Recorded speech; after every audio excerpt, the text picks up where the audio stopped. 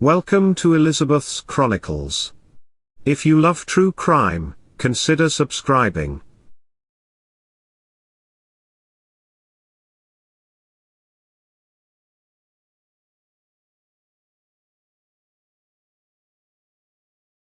Ervin Antonio Lupo was born on October 8 in 1968, in Atlanta, Georgia. His mother, Carolyn Arndt, raised him as a single parent working as a nurse. He went to Live Oak High School in Morgan Hill.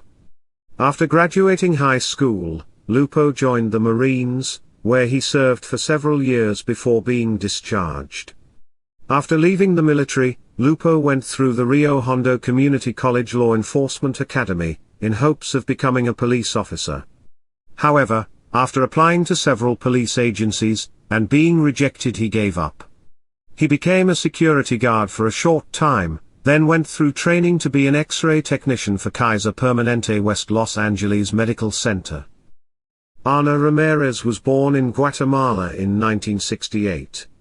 She had become an American citizen in 1997. Irvin and Alana married in 1999. Alana worked as a mammogram technician for the same hospital as Irvin, her husband. The couple welcomed their first child, a daughter, Brittany.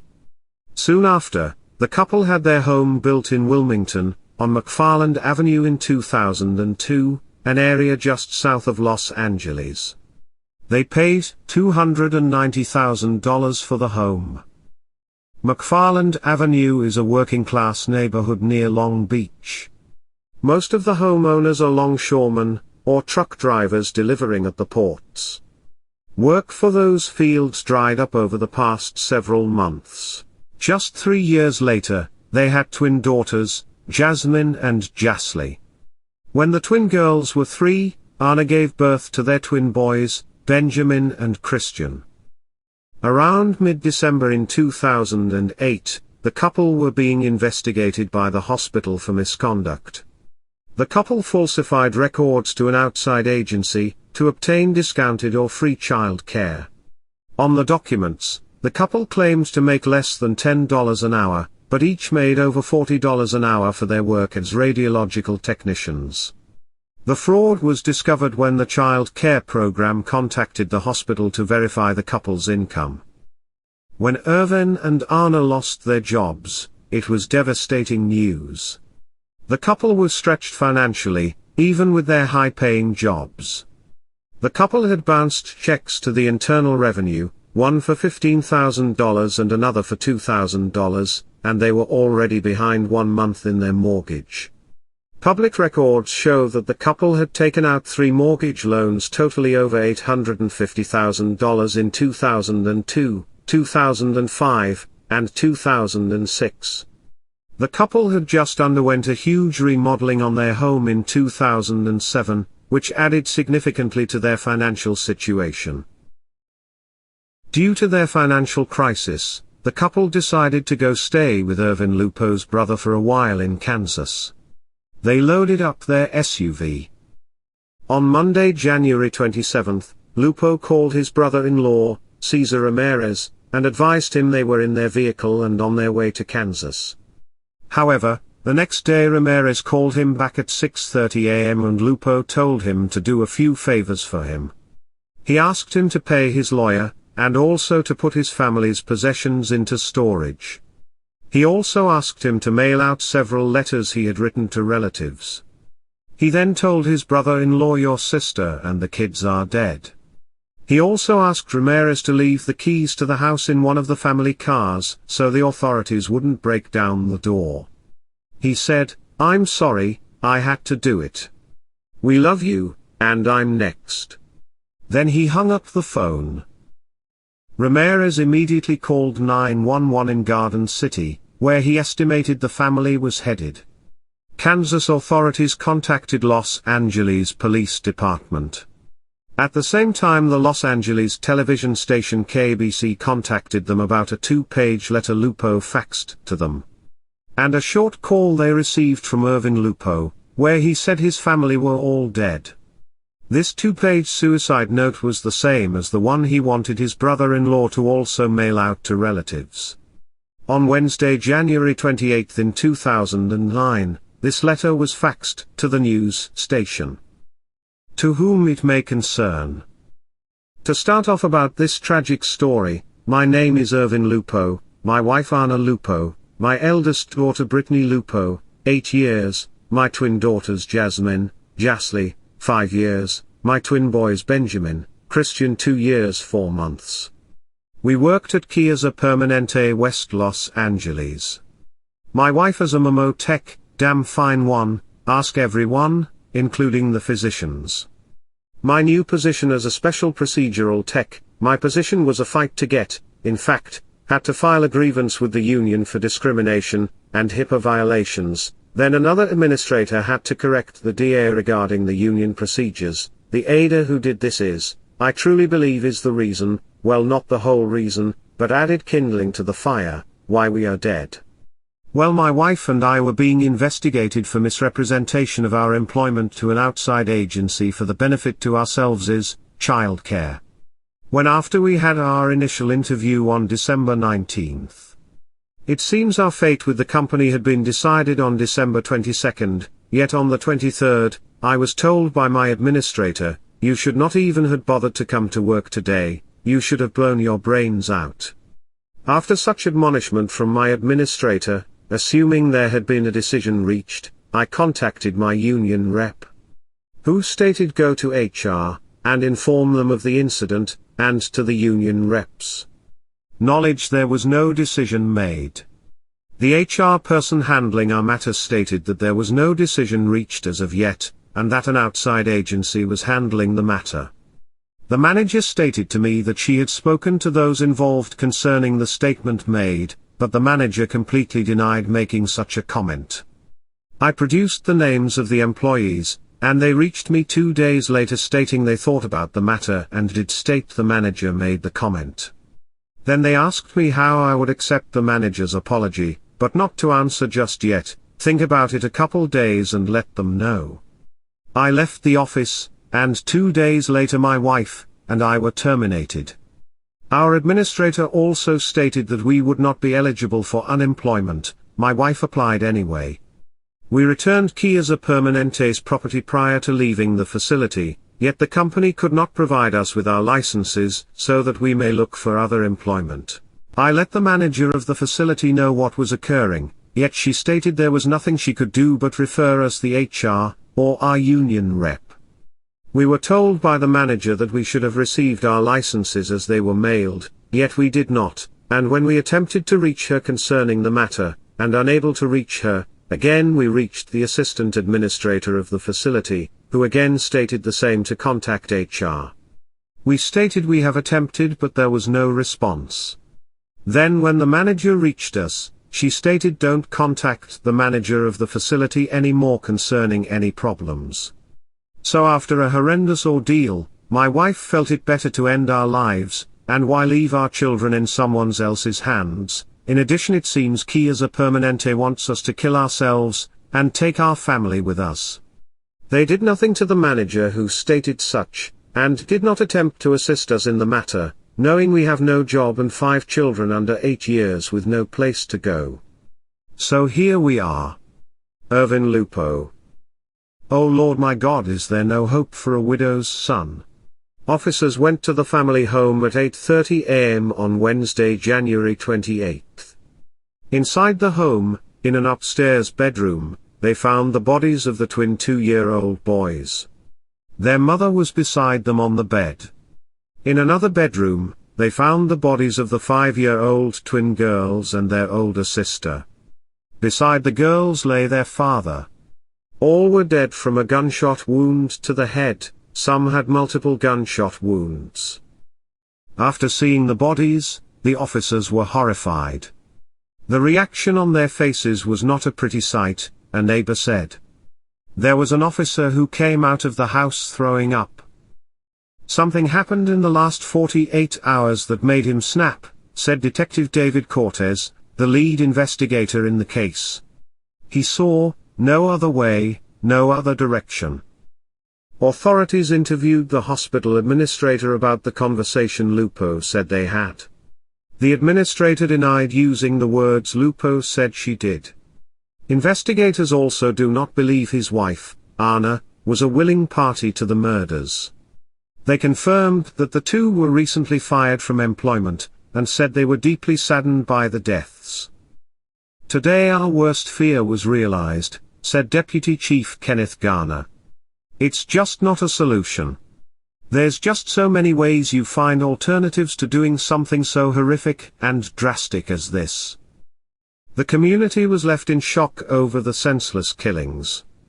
Many came to the yellow tape to watch the police enter and leave the home. Crescent Heights Elementary School Principal Charisse Pounders-Caver said that about 1.5 weeks ago, the father removed the girls from school, and said they were moving to Kansas.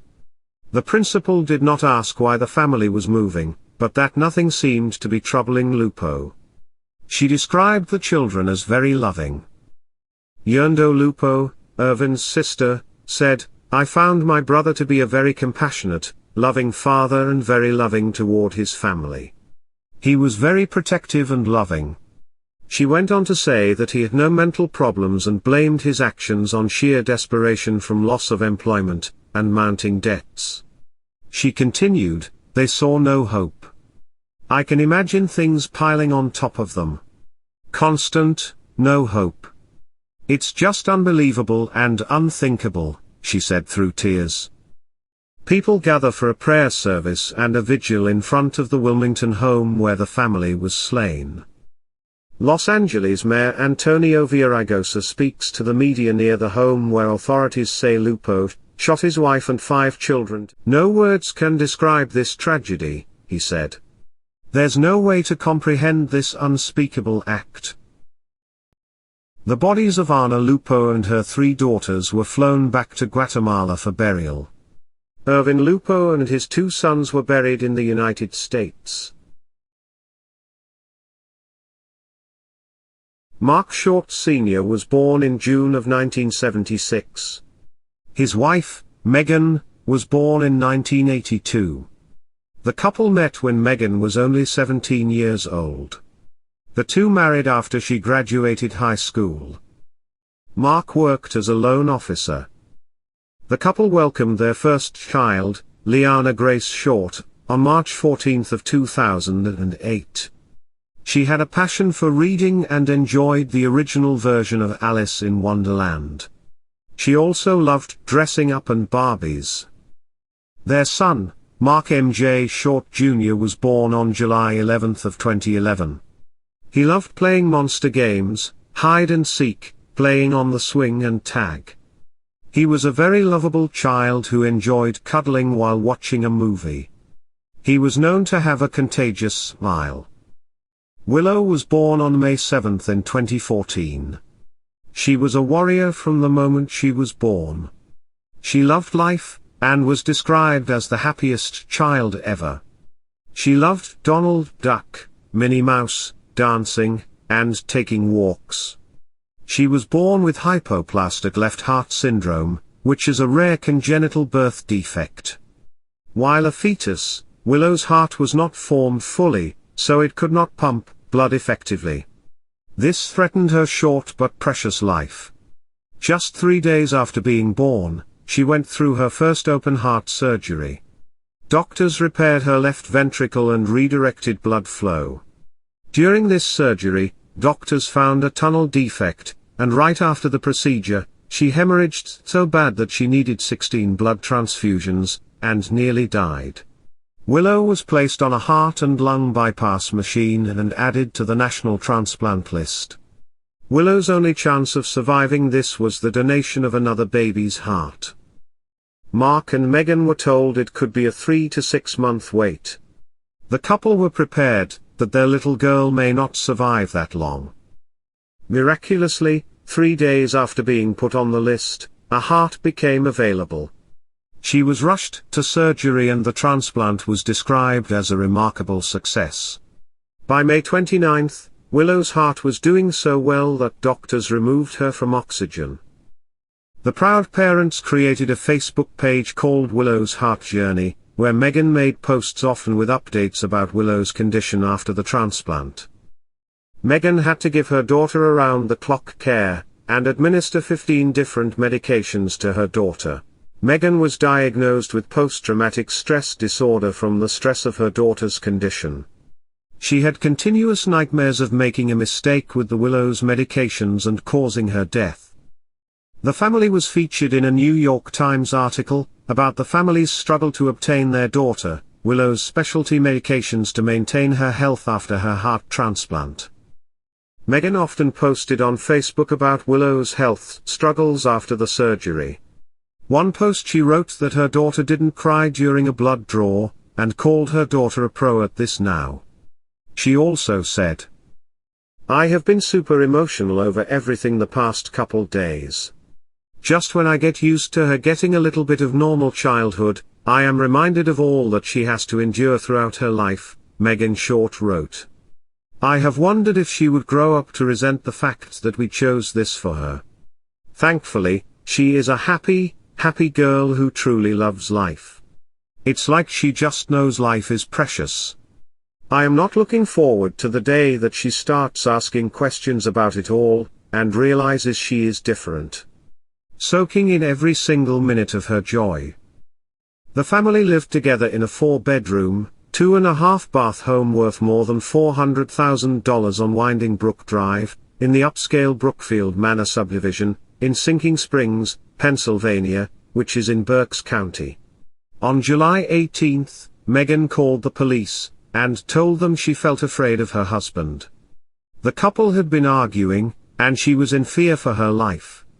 By the time the police arrived, he had left the home.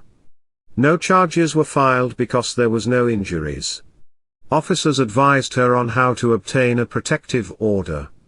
She told the officers she would, but never followed through. The very next day, Mark Short purchased a .38 caliber revolver and ammunition from a gun shop in nearby Lancaster County. Just a few days later, Megan found an apartment, and began making plans to move out. After his marriage began to fall apart, his work life did as well. He was demoted from loan officer on August 1 due to being absent numerous times. Megan alluded in a few Facebook posts over the past few weeks that her husband may be abusing her. She also posted on Facebook that she planned on leaving him on August 6. She also posted that she needed help moving. Her husband offered to help her move, and also told her he would pay for the movie van. On August 5 in 2016, the day before Megan was going to move out, Mark took the children to Hershey Park as part of a work-sponsored family day. Megan did not attend. Megan arrived home at 7:30 p.m. that evening, and parked her car right behind her husband's. 4 hours later she posted a message on Facebook about the move the next day. Her family planned to meet her at the new apartment to help her move in. The next morning, Megan failed to show up at the new apartment, and the moving van never arrived. Her family began to worry. One relative called a neighbor so they could check to see if she was still at home. The neighbor saw 2 vehicles in the driveway, but could not get anyone to answer the door.